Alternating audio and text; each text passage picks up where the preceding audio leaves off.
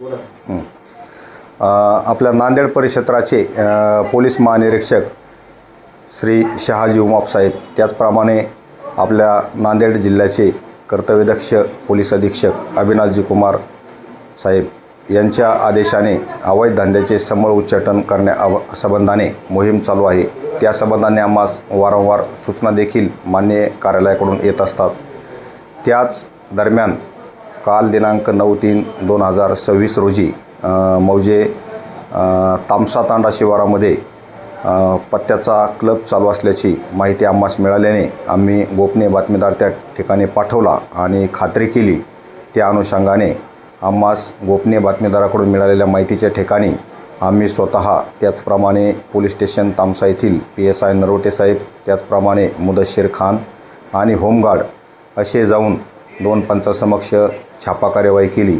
त्या ठिकाणी आम्ही 100 मीटर अंतरावर असताना जुगार खेळणारे त्या ठिकाणी आम्हाला दुरूनच बघून पळून गेले, परंतु त्या ठिकाणी त्यांच्या एकूण 9 मोटरसायकल आणि 13,240 रुपयाचा रोख मुद्देमाल आणि जुगाराचे साहित्य मिळून आले आहे।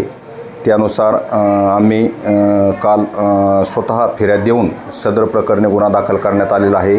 त्या ठिकाणी एक इसम देखील त्यास पळता न आल्याने मिळून आला। त्याचे नाव संजय तुकाराम धुमाळे, राहणार हळेगाव येथील आहे। त्याच देखील ताब्यात घेण्यात आलेले आहे आणि फिर्याद दिल्यावरून पोलीस स्टेशन तामसा गुन्हा 37/2026 कलम 12 अन्वये गुन्हा दाखल करण्यात आलेला आहे।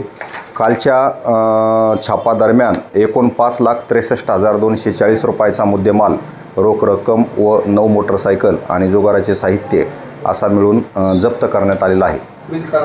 पुढील कार्यवाही तपास ASI शिंगणवाड हे करत आहेत।